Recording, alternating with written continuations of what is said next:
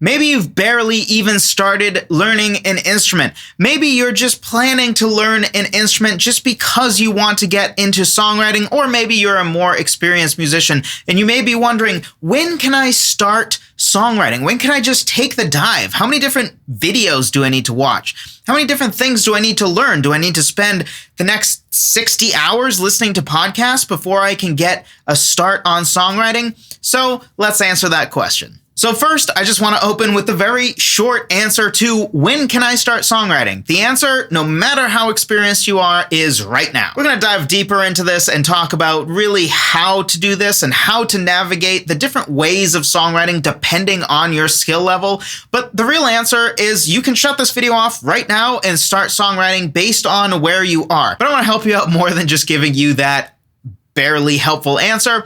So I'm going to assume right now that you are at a very low level as far as instrument wise. Maybe you're that guy that just decided to pick up the guitar because you wanted to impress the ladies at college, and you just learned for the first time that there are in fact more than 3 chords. You thought that all there was C major, D major, and G major, but you just learned E minor. So if you're that level of instrumentalist, my tip for you is honestly just start with those basic chords. Eventually you want to have more of a chord toolbox than simply 3 or 4 chords, but if that's where you are, then start there. So if you just started playing guitar 3 weeks ago and you're kind of okay at doing some basic strumming patterns and you kind of have 3 or 4 chords down, start with those chords you know and start with just basic strum patterns. Don't try to force yourself to write some intricate finger picking pattern. Don't try to force yourself into all kinds of crazy different chords. Simply start with what you know. And if all you know right now are 3 chords, then start with just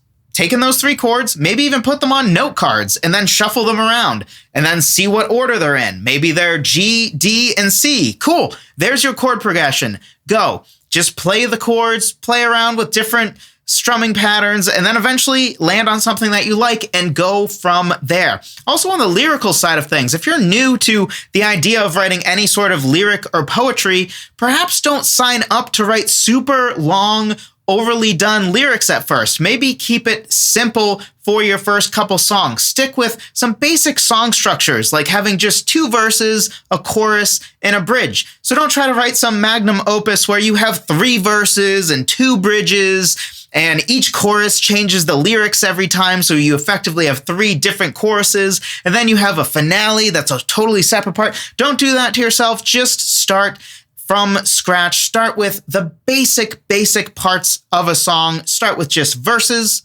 choruses, and a bridge. Don't even do pre-choruses. Don't do post-choruses. Keep it simple. Get really good at writing verses and choruses and bridges. So the main key to what we're talking about in this video is really 2 parts. One is to simply write from where you are at currently. If you're a great instrumentalist, but you're not super great at music theory and don't really understand what different keys are, then keep it simple. Just look up something like, okay, what notes do I have in the key of C? What chords do I have in the key of C major? And you're a great instrumentalist, so maybe you can come up with a really interesting, intricate piano riff in the context of C major. You just can't write in a whole bunch of different keys because you don't really know them very well yet. But the other side of this is you need to make sure you're spending some time to level up your songwriting or songwriting adjacent skills. So be sure to actively work at getting better as a lyricist. Be sure to work at getting better at your instrument or instruments, and make sure you're learning the basics of music theory and the music theory that's very important, which, side note here,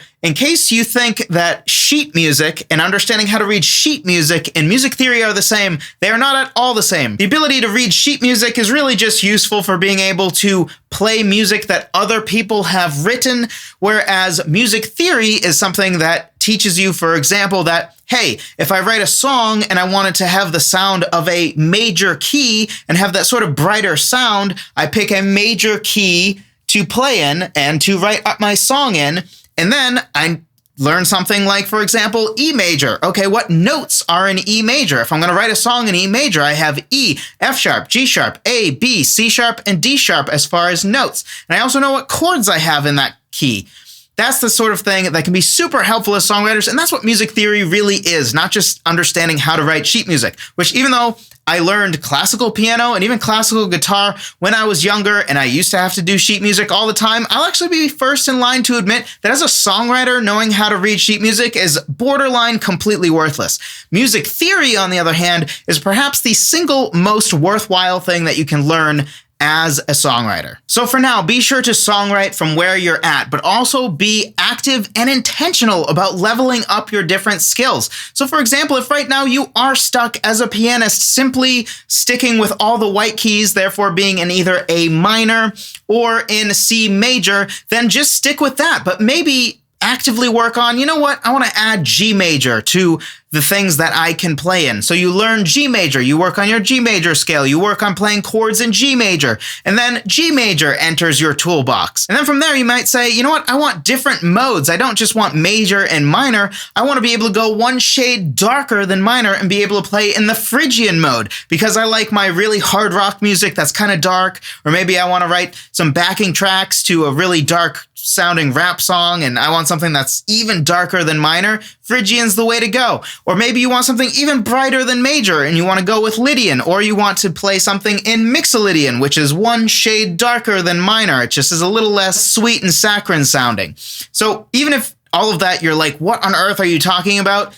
That is not really the point here. The point is that you do need to make sure you're actively upgrading your skills because you don't want to be stuck forever writing all of your songs with just a C major, a D major, and a G major chord. Eventually, you want to be able to add new chords to the toolbox. You want to be able to play in different keys. You want to be able to move away from simply having to strum the guitar for all of your songs. You want to be able to do finger picking and pick picking and actually write interesting hooks. You want to be able to write bass lines. You want to be able to write different types of piano parts if you're a pianist. So just for you pianists out there, because I am first and foremost a pianist, so I want to make sure I show you some love. In your case, the equivalent to sort of just strumming chords would be start with just block chords. So maybe just start with you play one note in the bass, and then you just sort of play chords at a certain interval over and over again. And you just keep it simple. You just play chords in a block sense. You're not breaking up the chords. You're not doing arpeggios, nothing complex. Keep it really simple. Unless, of course, you're a better pianist. Then go straight to doing things like arpeggiated parts and piano hooks and other more interesting things. But overall, just embrace where you are in your instrument skill and in your poetry writing skill and in your music theory knowledge and write from what you know today. Just make sure that you're actively working on learning those other things. And speaking of learning those other things, I think the most important thing to learn are the very basics of music theory. In fact, I talk about what I call the 4 pillars of music theory that I think every single songwriter absolutely needs to know. And those are intervals, which are at the basis of most of the other important pieces of music theory, and keys, chords, and chord progressions. If you understand just those 4 things, that will be super powerful for you in your songwriting. So understanding those 4 pillars is what will allow you, if you're decent at your instrument, to, for example, go over to your piano and decide, you know what, I'm going to improvise for the next hour, and most of this music is actually going to sound pretty good the first time because I understand music theory, and I'm going to improvise in the key of C major. And I know that in C major, I have the notes C, D, E, F, G, A, and B. I know that my 1 chord is going to be a C major chord. I also know that my 5 chord is going to be a G major chord, and I know that my 5 chord, which is G major in the context of C major, is going to have this incredible draw to go back to the 1 chord, which I can utilize to sort of cause a release of tension by giving the listener exactly what they want, or I can use that to actually increase tension by being like, here's a 5 chord, but then I'm going to go to my A minor, which is my minor 6 chord, instead of relieving the tension, and do it on purpose to make sure we're raising the tension in the song.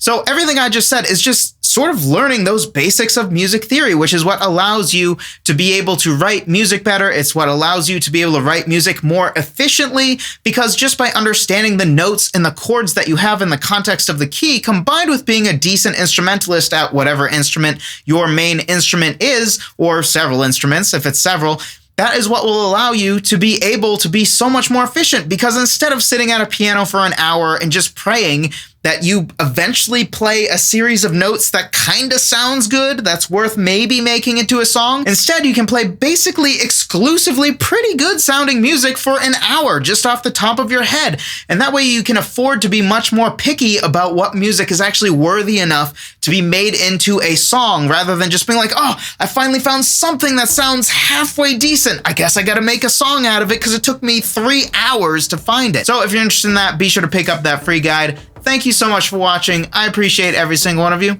I'll talk to you in the next one.